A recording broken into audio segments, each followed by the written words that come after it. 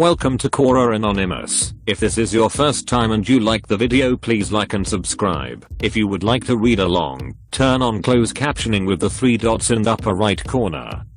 Now, let's begin. Has anything scary or creepy happened to you when accessing the dark web?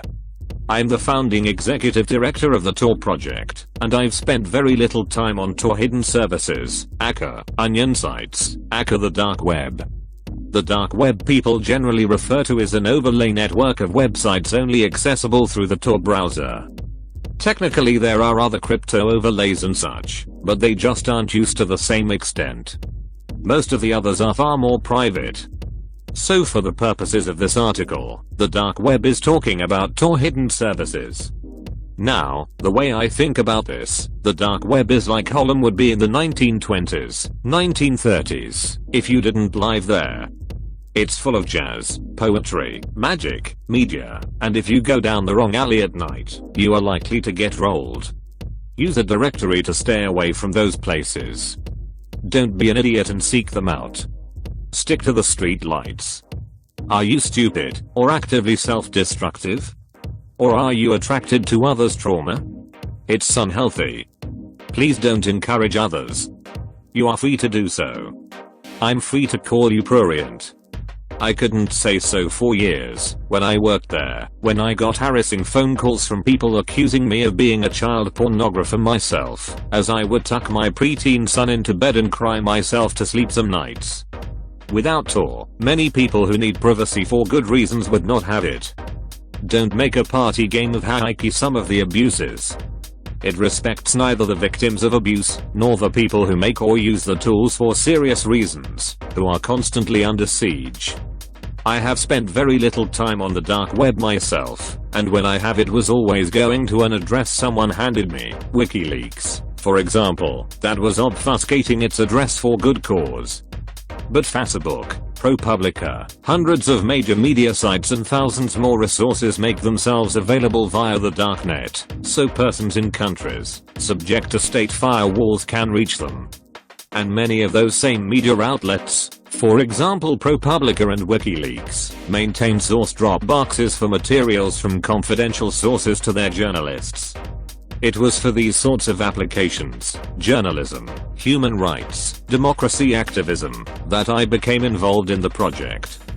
Before Tor, all those less savory things were going on Russian and Romanian botnets mostly, but a journalist operating on a botnet was always subject to being sold out by the mob. Tor is abused by pornographers and so on, but before it existed, that activity was quite common, and if Tor somehow was shut down, the criminals would go back to their old ways. Just the good guys would be stuck. But what I don't get? Pick a random IP number on the internet. Chances are, it will be porn, and possibly, illegal in your jurisdiction. That's not how people generally explore the web. Don't expect to explore the dark web that way and be happy. The dark web represents the radical element of society. Yes, you see, notoriously, things that are criminal somewhere, or forbidden by censorship somewhere, like, you know, Facebook. But also Silk Road clones and sketchy porn. But I have also seen some pretty amazing stuff float by, as mentioned on our internal lists at least, when I was running Tor. I remember seeing anonymous support groups for incest survivors, and rural AA groups. I have seen groups who were agitating against repressive regimes.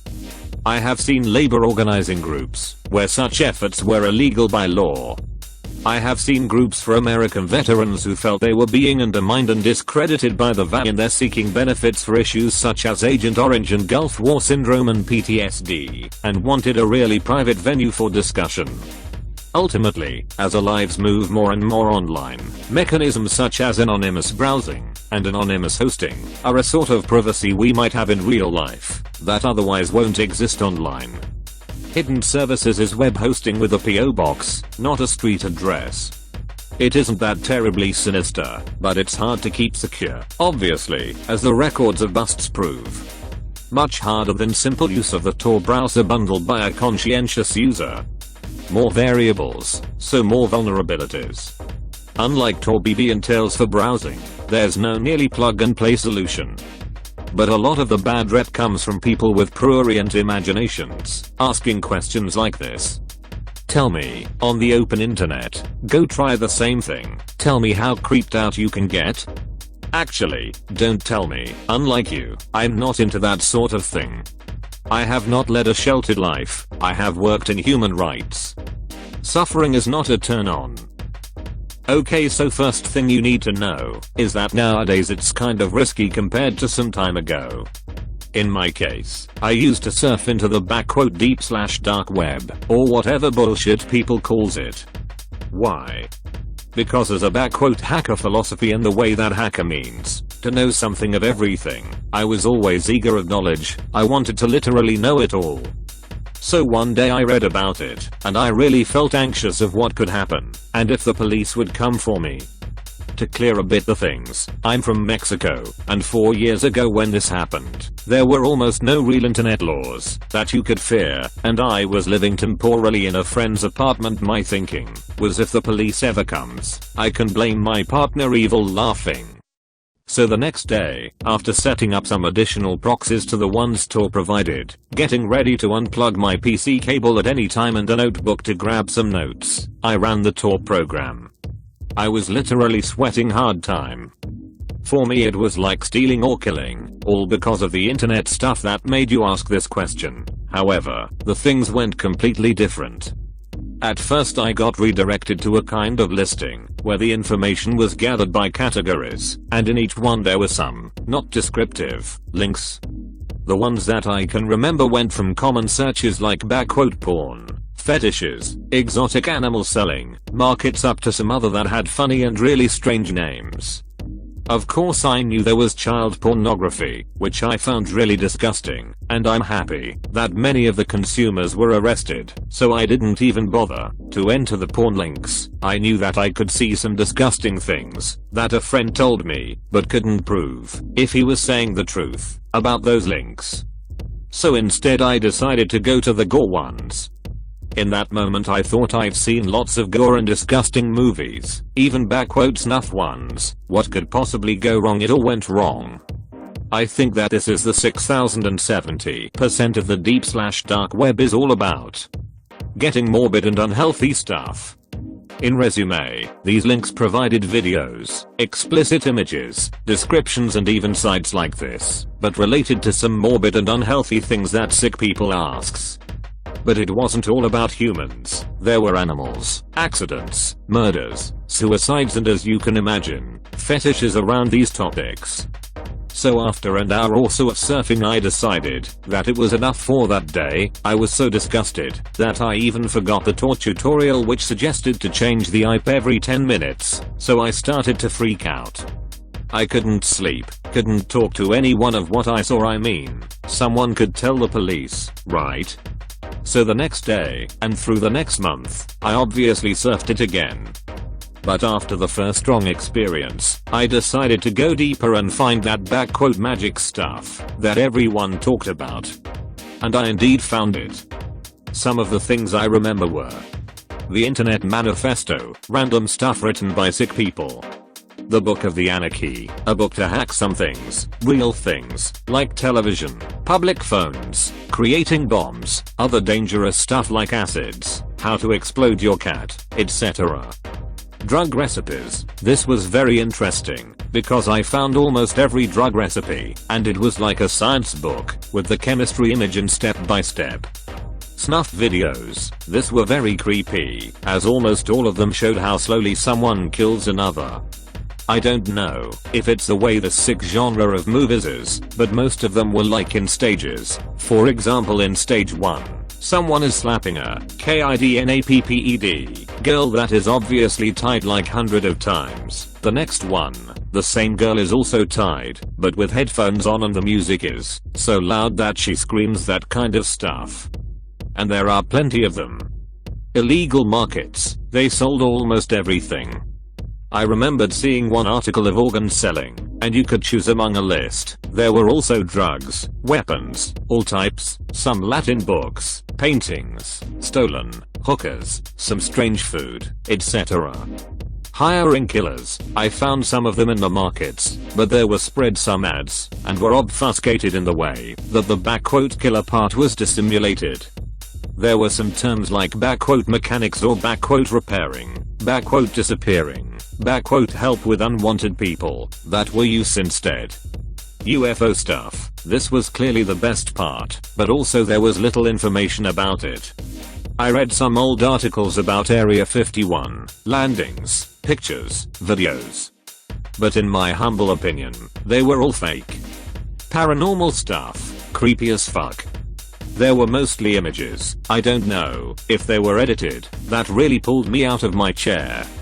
Especially a link that took me to a full image webpage. There was nothing in it, except that the image was from a sunny day and a house devastated by USA bombing in Iraq. But after 5 seconds, a ghost walked from a far door straight to the front of the monitor, as its size was increasing. It all went so fast that I fell off my chair. It was funny, but my PC was screaming, and the image was shaking, as I would expect. I couldn't close the damn window, so I restarted the PC. Forbidden books. This was very interesting, because there were some books that they were said to be prohibited by the Vatican and shit. I wasn't interested in those, but I could recall some Book of the Death and things like that. The real mind blown came with some books that said how the history really went, and how it was manipulated, in resume, conspiracy ones. Hacking. As I didn't have a camera in that time, I wasn't afraid of this thing, but here were some easily accessed tutorials on how to hack Wi-Fi networks, PCs, leaked databases, and some other stuff. I got shocked when I saw a notebook window open and someone typing on it. My mouse wasn't responding and someone was using it.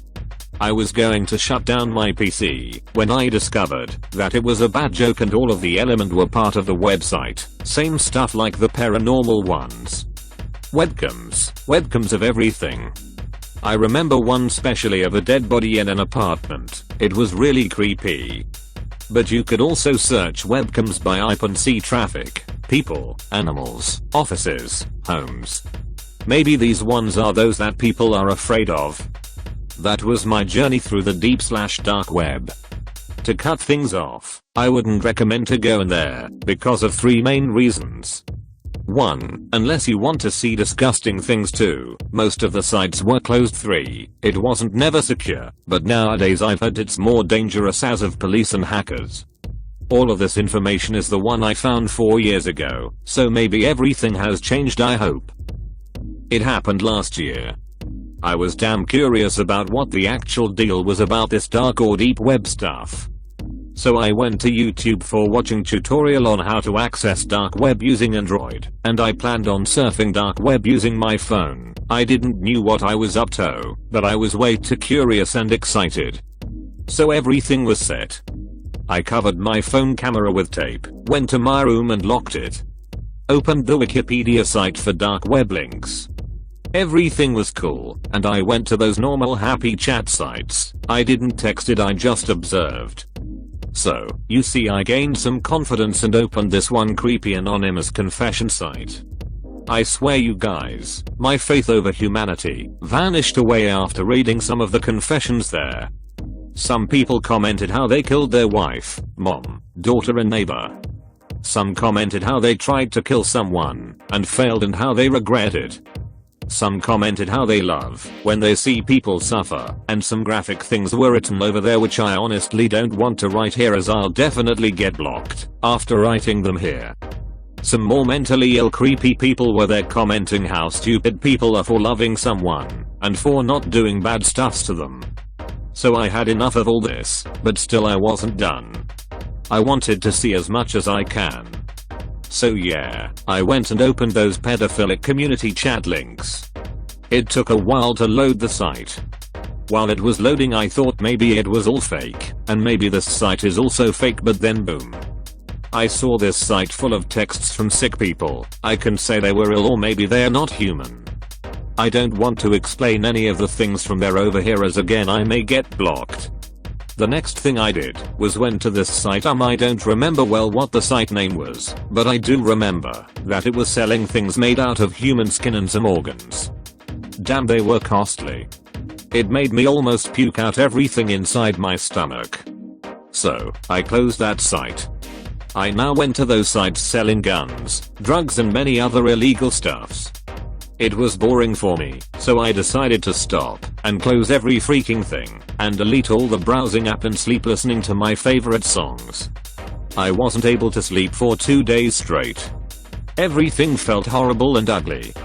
But after 4 to 5 days things went to normal. I was using WhatsApp texting my friends, and then I got this notification, ding ding, someone texted me on WhatsApp. It was an unknown number. It was an international number. I opened the text not thinking much and saw this creepy text. "Why are you ignoring me?" I got a little tensed as I don't have any friends from abroad and maybe it was a scam. I ignored it, and the next day I got another text from that same number saying, "You can't ignore me, I'm still here. You can't run away." I was now damn sure that things got out of hand and I almost believed that I'm going to die. I quickly blocked the number and told my close friends about what happened and about dark web. One of my friends said that the same thing also happened with him last year after when he surfed deep/dark web. He said that he blocked the numbers but soon started getting creepy deadly calls. So he changed this number and life was good again. So now, here I was. A messed up teenager. I was out of breath. I was afraid to tell about this to my mom or dad. But I tried to control it by myself. The next day I got another text on WhatsApp from another unknown international number saying, "Why did you block me? You can't do anything now." Now I was shit clear that someone just effing got my number through hacking. I quickly blocked that number and reported it and deleted WhatsApp, deactivated all my social accounts. After a week I came back and now everything was cool, but the next week I got another text from an unknown international number on WhatsApp itself. So yeah, I was not afraid enough, and I decided to not open the chat and blocked it, quickly reporting spam. After that nothing happened, and I promised and sweared to God and myself that I'm never ever going back there for doing any shit done. Even if someone offers me money for surfing the dark web now, I ain't going there ever again. My life is more important to me. Edit 1. Chat. I forgot about this one part. I did showed the first text to my dad. His friend works in Airtels. I have Airtel SIM. Company asterisk or maybe IDK, he works somewhere in a company. Vertical bar LEL asterisk. So yeah, I told dad about how I'm constantly getting weird texts and my dad gave the number to his friend. PS, some people will say it's fake. Listen people, I'm just sharing my story which is 100% true. What would I get lying about such a creepy thing? I don't care about views or stuffs. I write what is true and what I experienced. That's it. Extremely graphic content ahead. It happened a few years ago. I learned about the dark web from a Facebook post, then did a little research of my own. I was kind of astonished seeing how easy it is to find an illegal dark website link from a single Google search. Like every other newbie, my first intention was to try out one of those sites. I was just excited and curious, didn't have any unethical motive.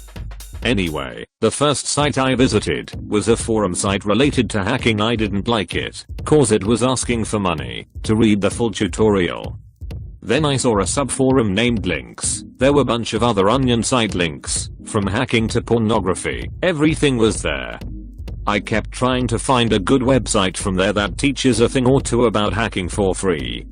Now, every other sites that I had visited had this links subsection. After checking out dozens of sites and their links sections, I noticed that almost all of them had at least one post saying CP sites in the title. What's CP? I had no idea. So, I clicked.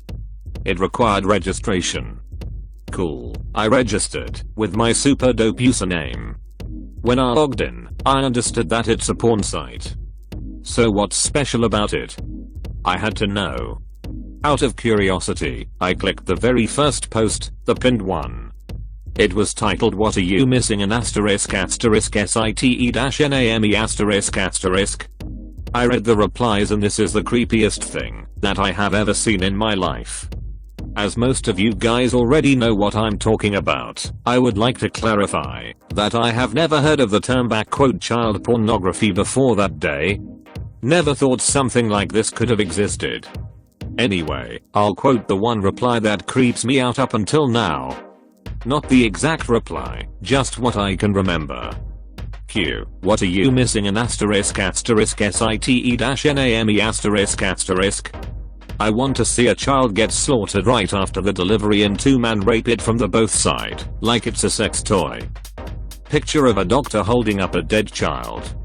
Believe it or not, that reply had the most number of votes and more stickers started applauding to the idea and saying things like "you read my mind, what an awesome idea, I would pay 100 grand for this," etc. I couldn't carry on, uninstalled the Tor browser immediately and stunned there for a minute while my heart was bursting out of guilt. God knows if they had actually done it later on. I wish I had enough skill to track this moffus down. I'm worried thinking about their child who are most likely to get abused even before they start to talk. After this experience, I strongly believe that Tor should not be available to public, probably shouldn't exist at all. Edit. Calling this the dark web and assuming everything published anonymously is bad is a huge disservice to an underappreciated technology that saves lives. So, I take back what I said in my last sentence. 99% of internet is deep web that you have never explored. That was the line, which again reminded me of dark web. I tried to access it a year ago before this, but was unable to set up proper connections with Tor in Kali Linux. But this time I had to get in, did the Tor browser setup thing, had dual booted my PC with Kali Linux, so it would take me seconds to wipe the entire OS and back to Windows. If at all anything goes wrong, I'm safe. I started accessing some of the sites which had dark web links, got to the dark web wiki, and one other site which had more collections of links than wiki, started clicking randomly, just to explore, landed up on sites, which deal with drugs and many things which I couldn't understand, therefore took a screenshot. But when I went further, by clicking randomly on dark web links, there was a link with description, not for people who have problem with blood and gore. I thought it to be just random warning we see on every video game like Call of Duty, but I was wrong. I got to see which was beyond my imagination. Dark side of humanity. Warning, below description is not for minors. There were videos of people's suicide, murder, rapes, etc.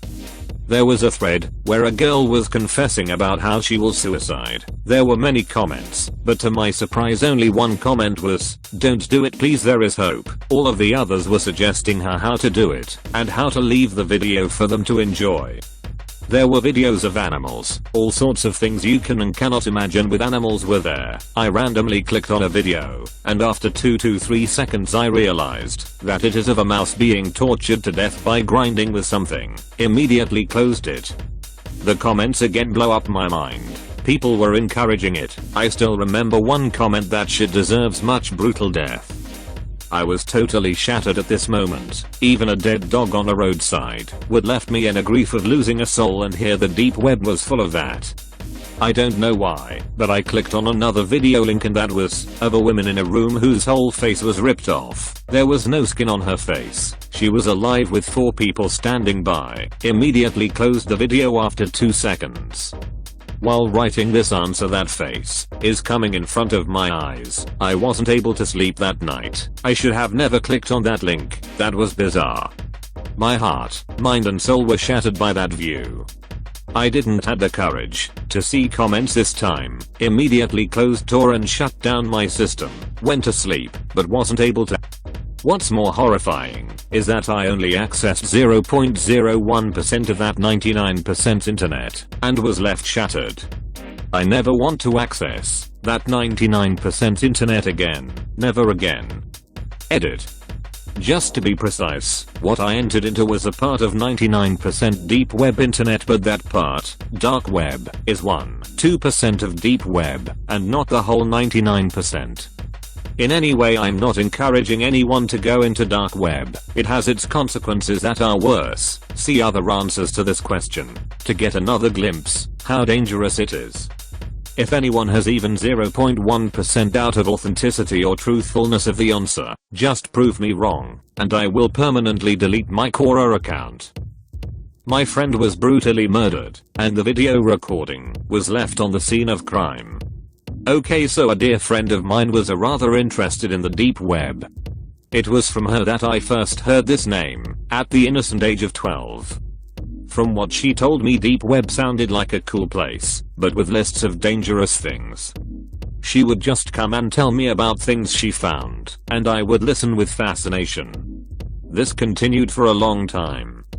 Once I thought that I was informed enough, I accompanied her with some of her browsing ventures, but the ones in which I was with her were pure educational-ish. We were reading about various things one would usually not find on the surface web, like reports saying CIA flew planes over DC, highly knowledgeable debates like if Illuminati was real, where people gave very solid and concrete evidences, unlike bizarre shit coincidences we hear about on the surface web. A couple of times we also went to a little less educational sites, but only driven by curiosity and nothing else. We even visited the famous website of Silk Road. It was shut down some time later. DeepNet was an interesting place, but only if we were on the safe side. She was my BFF, and more than talking, we did chit-chats. We wanted to keep an account of it. But we were pathetic introverts and fantasists who never wanted our chit-chat to be known to anyone. I knew my friend was a little psychopathic. One day she confessed to me that she had been visiting sites one should never visit even if above 18, and she had been doing this for a long time now. It didn't come to me as a surprise, but I was uncomfortable about this. Not by the mentality of people who supported it, but by the sheer danger she had put herself into by going to such places. From that day on, I didn't accompany her to any venture. I had heard about kids who went to the dark web only to return as corpses. And that did happen. One fine day, disturbing enough, there was a huge amount of commotion around her house as I went to the school. Surprisingly, I was before time and the bus wouldn't come in the next 10 minutes. I went in to see what happened, but I was prohibited to. The terrible stench enveloped the house and forensics were all around. I wasn't even allowed into the house. I got to know she was killed last night. This wasn't told to me, but I researched around and found that the person who killed him left a video recording of the heinous crime. I did not go to the school that day. Since I was her BFF, I was the first one to be questioned. I told them all that I knew, except that I also accompanied her in some of the less educational ventures long ago. I was old enough then. I insisted that I be let me see the video footage. I was denied over and over until in the 5th session of questioning they had with me, when they showed me all I can say that I regret making that demand.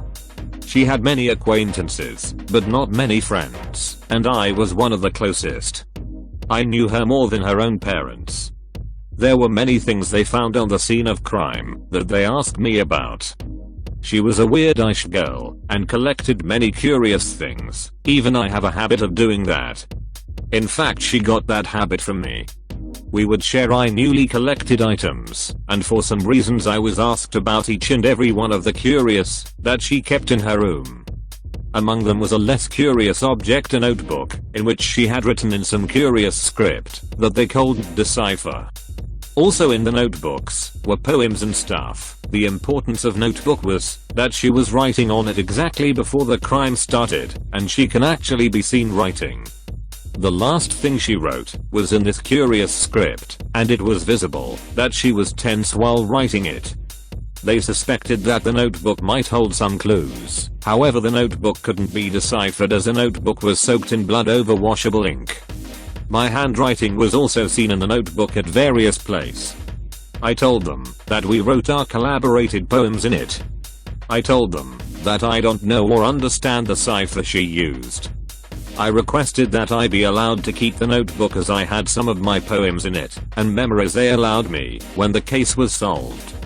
The man was caught and sent to life imprisonment. The vicious website was shut down. But there is also a second side of it. There was a second notebook with same poems, but different things written in the same cipher with me. I invented that cipher when I was 16. For the purpose of our communication. Why she don't call someone at night? IDK. Footnote, this was an experience of a close friend of mine. I also knew the girl really well. I do deep webbing, and I have been since 12, but I try to not go beyond the dark gray. I wrote this story with a first person perspective to add a personal effect to it. Another discrepancy in the thing is that the cipher was my invention, not his. You can see another one of my answer on deaths because of the deep web on has anyone ever died after using the deep/dark web. If you made it this far, you owe it to yourself to subscribe.